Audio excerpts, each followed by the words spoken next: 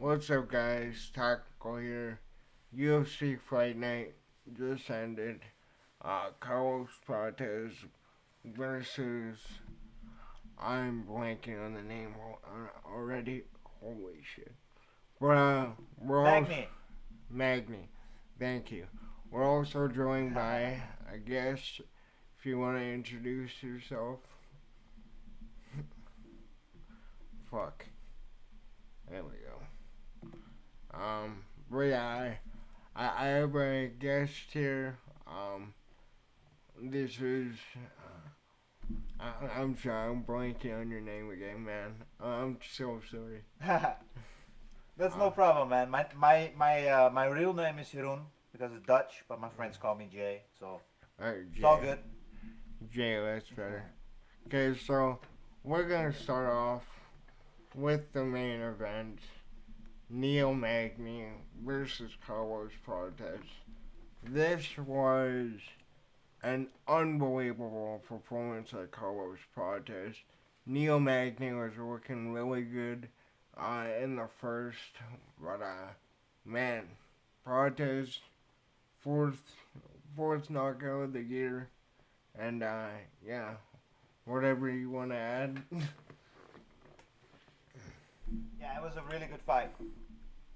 Yeah, um, like here's the thing with Carlos Prates lately. Obviously, he's the brightest prospect, one of the brightest prospects in welterweight and that. But this guy is insanely active. For like I said, fourth knockout in 2024, and at a time where a lot of contenders, a lot of champions aren't fighting. This is making Carlos Prates into one of the greatest stars. And he called out JDM, and that fight right there, like, man, Prates JDM might be one of the best stylistic matchups. Uh, I'll let you say what you thought about this fight and that call out. Yeah, this fight was great. I mean, Magny showed off real good. He was showing some pressure at the start of the round, but man, that Prates, he he did a sick knockout. Didn't see that one coming, but yeah, it was a sick fight. Yeah, I picked Prates to win. It's sad to say that Neil Magny at 37 kind of always was the gatekeeper, but for the UFC, for Carlos Prates, they have yet another star in one of the most stacked divisions out.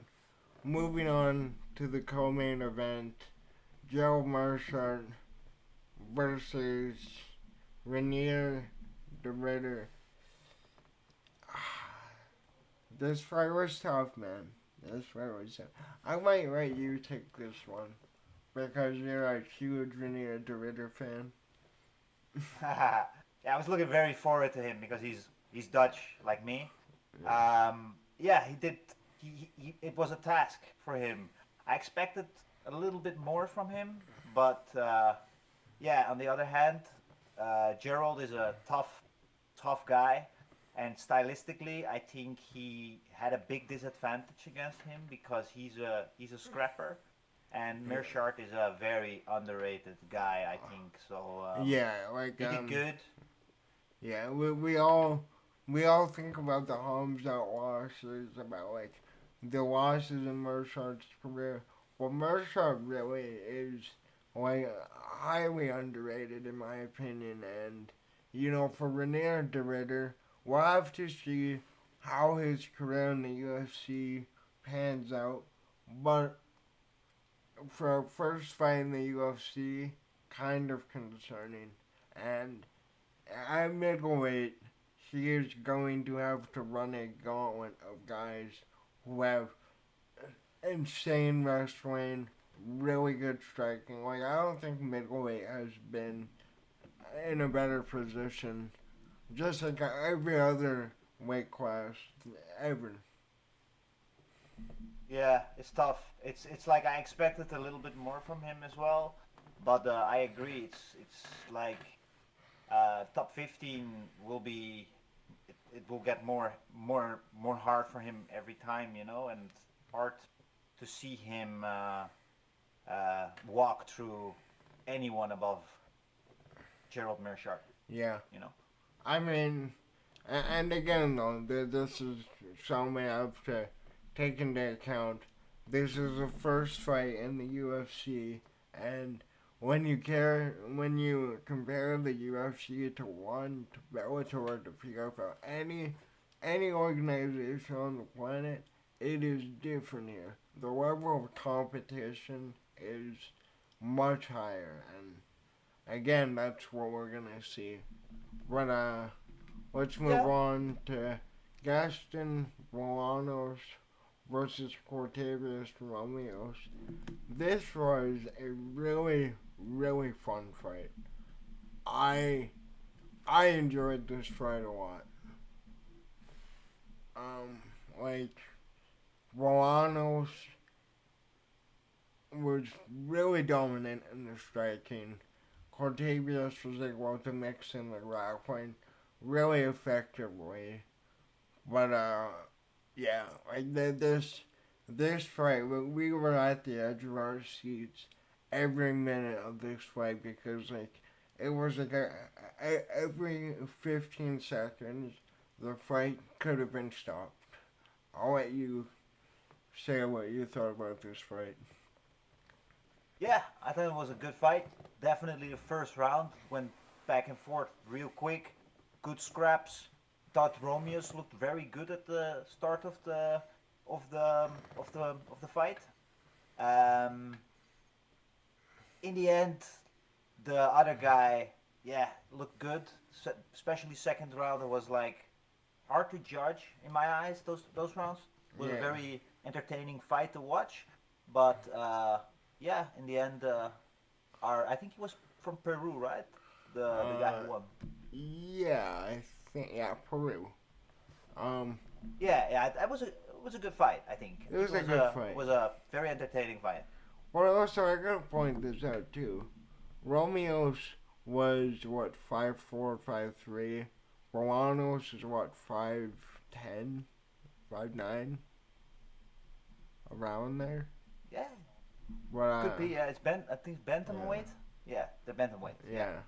But all in all, like this was like I said, probably my favorite fight to watch in the night. But man, well, like there were very few shitty performances on this card. Moving on to Jillian Robertson versus Liliana Pinheiro. I was surprised by Jillian Robertson.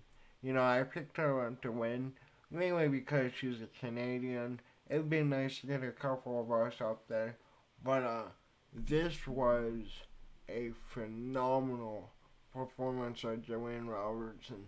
She was able to mix in the wrestling really effectively. She was landing some really good combinations too, and that's not to take away from Liliana Pinheiro, who also looked really good in this fight. But it was like Jillian Robertson was able to get one step ahead of her the entire fight. I'll let you say what you thought. Yeah, I had her too. I had her win by decision for sure. She was the better fighter that evening, so yeah, she got a W. Was a good fight. Yeah. Yeah, like I gotta be fucking honest, so I don't pay much attention to the female divisions. Call me casual, call me whatever, but I mean, like, we were saying this while we were watching. There is no in between with women fights. It is either one of the best cards on the night or a piss break. That's basically every woman fight. We're moving on to Mansour Abdul Malik versus Dustro Todorovic. Holy shit. This That was a was banger. this was a banger. You know, Mansour Abdul Malik.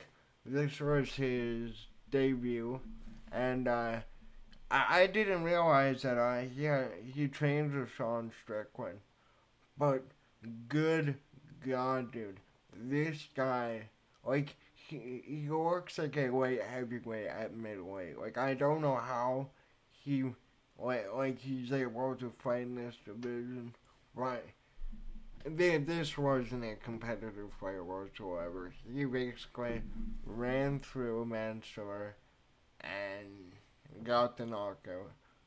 Like I'm very intrigued what this guy can do in the middleweight Yeah, division. yeah, he looked good. He was big for a middleweight. He strong, was very flexy. He had nice, I don't know, an entertaining fighting style, I think. Yeah, And yeah, yeah. I think it was a very entertaining knockout. It was a very I got entertaining him. I got fight. him on my. Yeah. I got him on my list as bonus material. I Yeah. Oh set yeah. behind, and he did got a bonus. I Oh say yeah. he did got one. Yeah. I definitely thought he'd get a bonus back, especially if this guy is in Eric Nix's camp. This guy is destined to become a fucking star. Obviously, you look at who trains at that team. Strickland. Uh, I'm pretty sure Francis trains with them. Everyone. Well, yeah, because Nick Sick is Francis's coach. But this is a guy I feel like you need to look out for. This guy will be a fucking menace in this division. Uh, I agree. I agree. It was a very surprise to see Sean pop out behind him through this card. You know, yeah, I didn't expect that. I had no idea about that one. Uh, No, same. moving on. Oh no, why is that doing that? Carolina Kowalkiewicz versus Denise Gomez.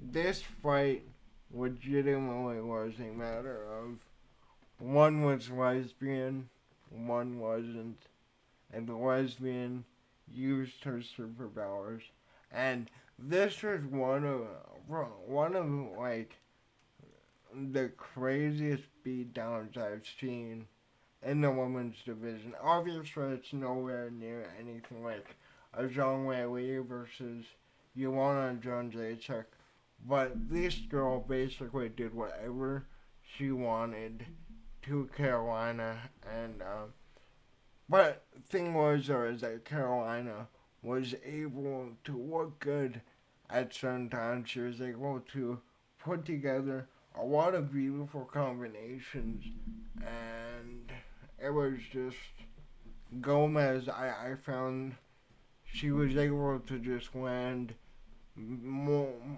She was able to land the better combinations and the power that this woman has. It was like there were some shots in that fight where I was like, dear God, how did this woman not go down? But I'll let you say what you thought about the fight. Yeah, I think it was a entertaining fight for a woman fight. A little bit sad to say that nowadays, but I didn't expect it. It was pretty back and forth, and then yeah, in the end, Gomez, as you predicted, uh, got her and got the W. So yeah, Yeah, it was a good fight. yeah, really good fight. Um, like I said, though, I don't. Uh, I couldn't even tell you a female fighter ranked in that division off the top of my head. Moving on to uh, Elzul Zaleski dos Santos versus Zach Scourgeon. This is another phenomenal performance. Flash knockout, basically, and ran across the cage. got into an exchange and was able to land the shot. Really, really phenomenal performance by him. Um, yeah, I'll let you go ahead. I thought it was a decent fight. I don't have him as a biggest or the nicest knockout of the Yeah. evening. It was a good first round finish. I was a little bit sad because UFC's constantly filling up the program, after so many knockouts. Yeah. And yeah, I mean, like we can't complain with so many knockouts, in the event. Yeah, no. But yeah, I was like, meh. Now we get to see another 10 minutes of yapping. Yeah. The knockout was okay. It was decent, I think, and Yeah. it was it was a decent fight. I have him Yeah. standing on that. Yeah, I wouldn't say it was the best fight, but it's still a really good performance by him. And, Peru, it'll definitely put him in some better fights down the road. Welterweight, though, I really think in order to get into the top 15 welterweight, you need to be the cream of the fucking crop to get up there. And from this fight, I don't know. We'll have to see, but I don't know. Welterweight, man, it's a war zone. Like, yeah, it's a tough division. yeah. Moving on to another welterweight fight, Charles Radke versus Matthew Shelmsenberger. This was, again, an incredible performance by Charles Radke. 51 seconds. And, dude, I'm pretty sure I picked Radke to win. I can't remember off the top of my head. I need to start writing my predictions down. But, this was an unreal performance. And, the problem with this card, it was all these performances were back to back to back. So it was oh my god, that's Friday night. Then the next one's oh my god, holy shit, bro. I'll let you say what you thought about this fight. Was a banger. I think it was one of the better KOs that evening. Yeah. Radke is a sick fighter. He's a good upcomer. Yeah, I'm looking forward to Yeah. who's gonna fight next. Yeah, how old is he? I'm not sure. Let me look. He is. Um, uh, uh, um,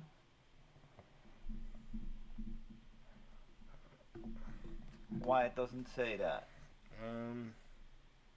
Let's see if I can find it. Oh, he's 34.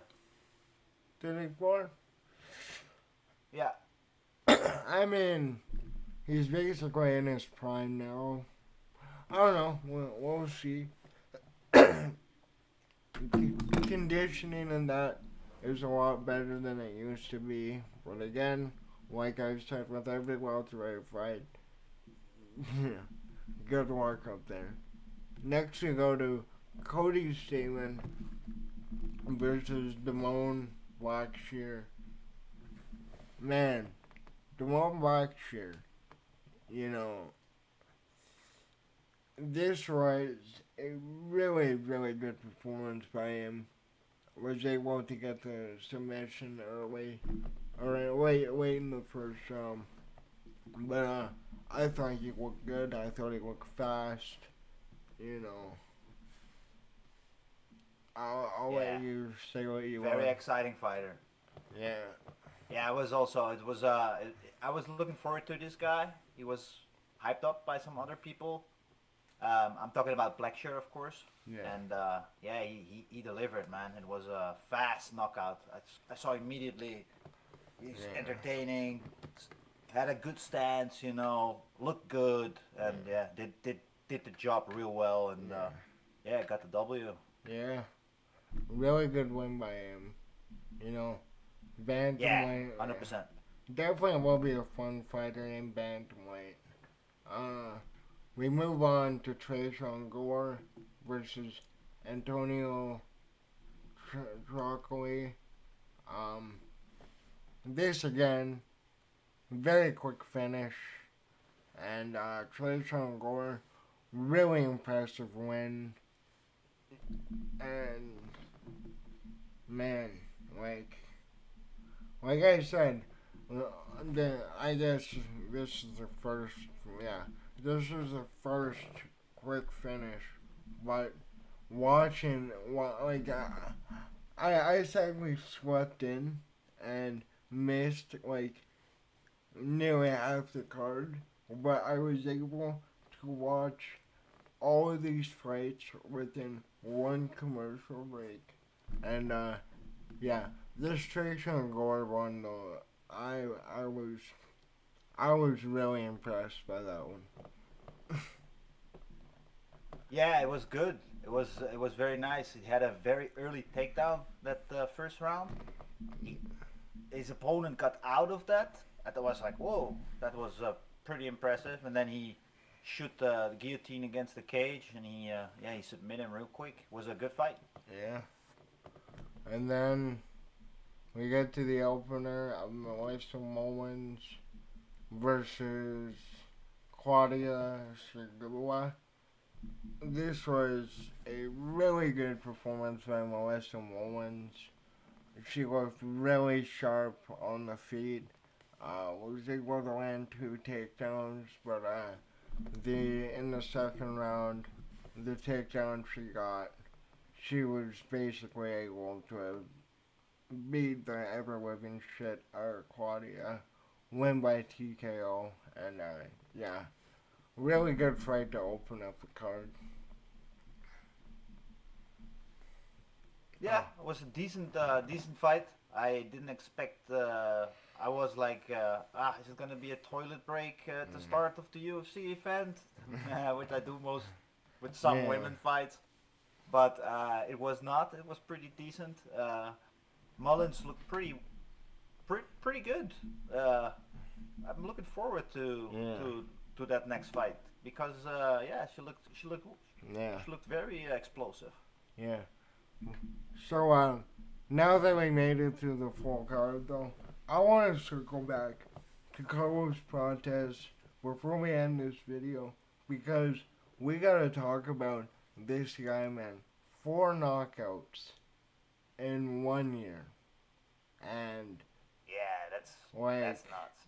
this man, like he looks like you know a complete like he's looking like he will be like a whole brand new boogeyman in that division. And problem is, though, like it's you have all of these guys in that division, but like I said, 4 knockouts in 1 year.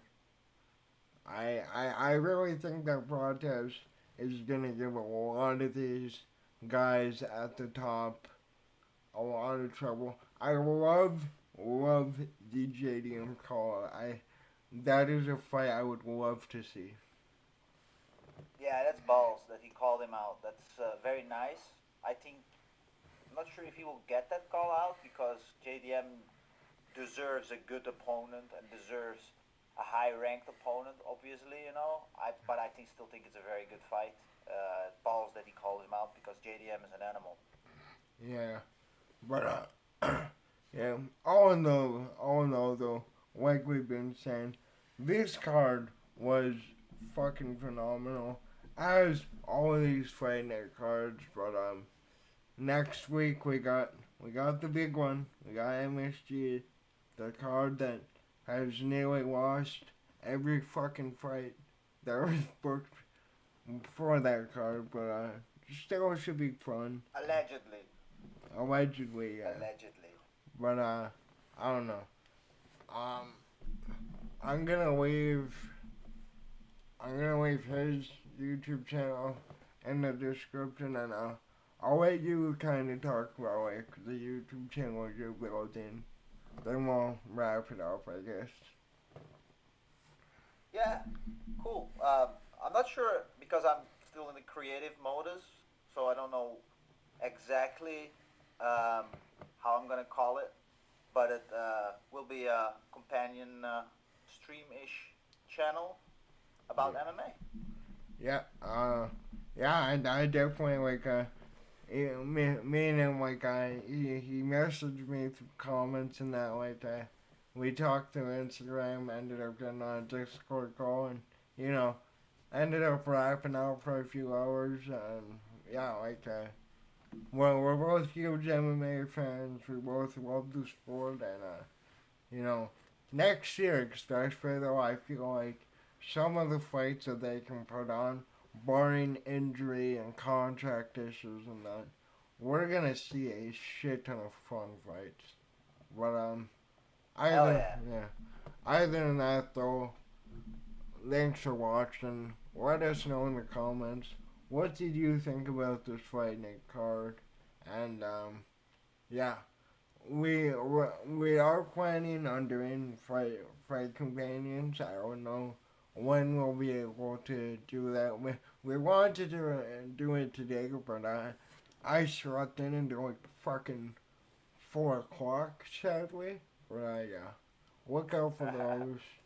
Um, whenever he gets his channel out, go sub to him. And other than that, thanks for watching. Later.